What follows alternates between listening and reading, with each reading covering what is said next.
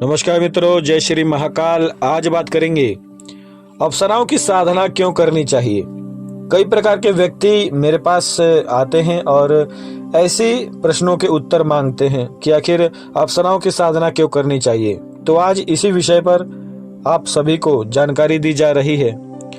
मित्रों, यदि आपके जीवन में किसी भी प्रकार से प्रसन्नता नहीं है या फिर जो जीवन जीने का आनंद होना चाहिए, यदि वह आपके जीवन से पूर्ण रूप से नष्ट हो चुका है, या फिर यह कहें आप अपने जीवन में किसी भी प्रकार से प्रसन्न नहीं है, या फिर आपके जीवन में आपको सफलता नहीं प्राप्त हो रही है, आपकी धर्म पत्नी से आप खुश नहीं हैं और आपको किसी न किसी प्रेमिका की आवश्यकता है, तो निश्चित ही आपको अप्सराओं की साधना सिद्ध करनी चाहिए।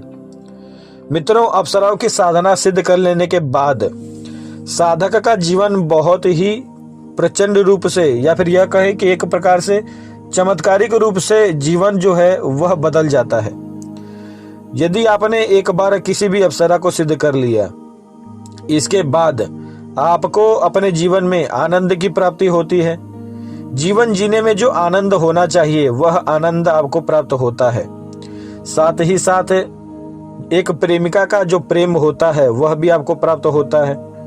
मित्रों, इस संसार में जितनी भी महिलाएं हैं वह कहीं ना कहीं आपको धोखा दे सकती हैं, लेकिन अप्सराओं की साधना सिद्ध कर लेने के बाद कोई भी अप्सरा आपको कभी भी धोखा नहीं देती है, क्योंकि यह एक देवी है और देवियों को इस प्रकार का भाव नहीं होता है।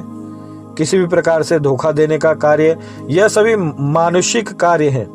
यह कहें कि मनुष्य इस प्रकार के कार्य कर सकते हैं, देवी देवता इस प्रकार का कार्य नहीं करते। इसीलिए मित्रों, अप्सराओं की साधना सिद्ध की जाती है। साथ ही साथ जीवन में यदि किसी प्रकार की सफलता नहीं है, तो अप्सरा जो होती हैं वह आपके जीवन में आपको सफलता भी प्रदान करती हैं। यदि आप किसी भी प्रकार के क्षेत्र में कार्य करते हैं और उस क्षेत्र में आपको सफलता प्राप्त करने में कठिनाई होती है, तो निश्चित ही अप्सराएं आपकी सहायता कर सकती हैं। आप किसी भी क्षेत्र में हो, कोई भी कार्य करते हो, यदि आपने एक बार अप्सरा की साधना सिद्ध की, इसके बाद निश्चित ही अप्सरा आपकी सहायता करती है।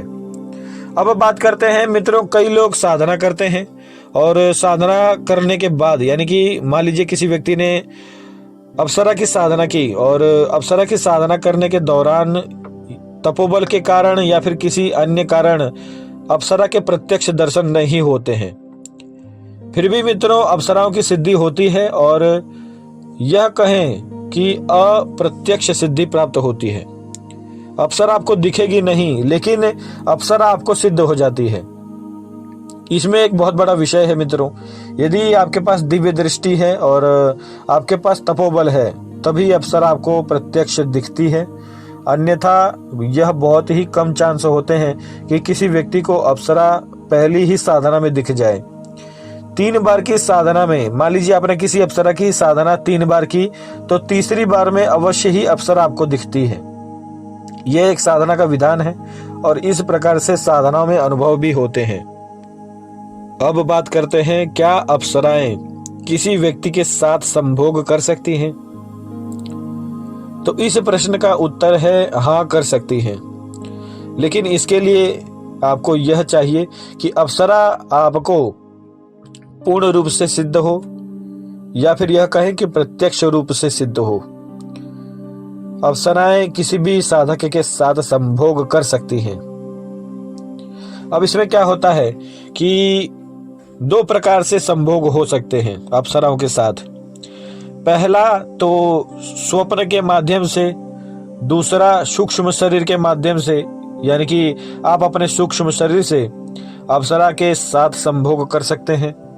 तीसरा माध्यम प्रत्यक्ष, अप्सरा आपके सामने प्रत्यक्ष होती है और इसके बाद आप चाहें तो संभोग कर सकते हैं।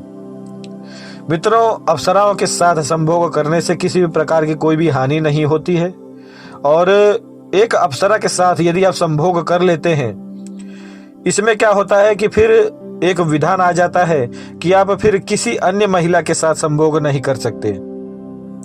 जब तक वह अप्सरा आपके साथ है, जब तक उस अप्सरा की सिद्धि आपके साथ है, तब तक आप अप्सरा को छोड़कर किसी अन्य महिला को के साथ संभोग नहीं कर सकते।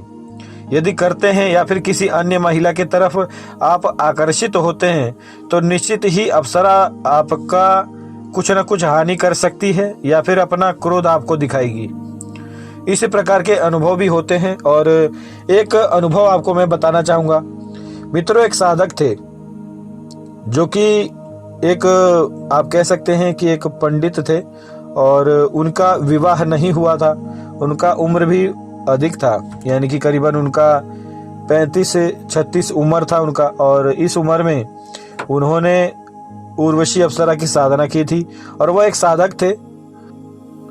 उन्होंने बहुत ही प्रचंड रूप में उर्वशी अप्सरा की साधना की थी और प्रचंड रूप में साधना करने के बाद उन्होंने 51 दिन की साधना की थी मित्रों। और 51 दिन के बाद उन्हें उर्वशी अप्सरा प्रत्यक्ष रूप में सिद्ध हुई थी। और इसके बाद उन्होंने क्या किया कि उर्वशी अप्सरा को पत्नी रूप में सिद्ध किया। अब पत्नी रूप में सिद्ध करने के बाद उनके घर में ज्यादा लोग नहीं रहते थे, तो जब भी एकांत होता था उस समय उर्वशी अप्सरा उनके सामने प्रत्यक्ष होती थी और फिर उनका कार्य भी करती थी। और साथ ही साथ जो एक पारिवारिक जीवन होता है वह उर्वशी अप्सरा के साथ करते थे। और इस प्रकार का यह एक अनुभव था। अब इसमें क्या होता है मित्रों कि लंबा समय हो जाने के बाद अब भले ही कोई देवी व्यक्ति को सिद्ध हो जाए, लेकिन क्या होता है कहीं ना कहीं मन भी ऊब जाता है। यदि एक ही कार्य आप करते रहें तो कभी ना कभी मन भी किसी भी देवी शक्ति से भी भर सकता है। तो इसी प्रकार से उन महाशय के साथ भी होता है। और इसके बाद उन्होंने किसी अन्य महिला की तरफ गलत निगाह से देखा और देखने के बाद उन्होंने उस महिला को पूर्ण रूप से अपनाने की भी चेष्टा की और कई बार उस महिला से बात भी की। इस दौरान क्या होता है मित्रों कि उर्वशी अप्सरा को यह सभी विषय में जानकारी होती ही है। और जानकारी प्राप्त कर लेने के बाद वह जो महाशय हैं उनके साथ एक दुर्घटना घटती है, यानी कि उनका एक एक्सीडेंट हो जाता है कार चलाते वक्त। और उस समय उनकी दाईं आंख जो होती है वह पूर्ण रूप से क्षतिग्रस्त हो जाती है। और आप यह कह सकते हैं कि दाईं आंख से फिर वह व्यक्ति जो है वह अंधे हो जाते हैं। तो इस प्रकार के भी अनुभव होते हैं और इस प्रकार के भी नुकसान होते हैं यदि आप दैवीय शक्तियों के साथ खिलवाड़ करते हैं। तो मित्रों, पूर्ण जानकारी आपको इस वीडियो में दी गई कि किस प्रकार से अप्सराएं आपके साथ कर सकती हैं और किस प्रकार से अप्सराओं का लाभ होता है। तो जय श्री महाकाल। आज के लिए इतना ही। आगे भी आपको साधनाओं से संबंधित जानकारियां दी जाएंगी।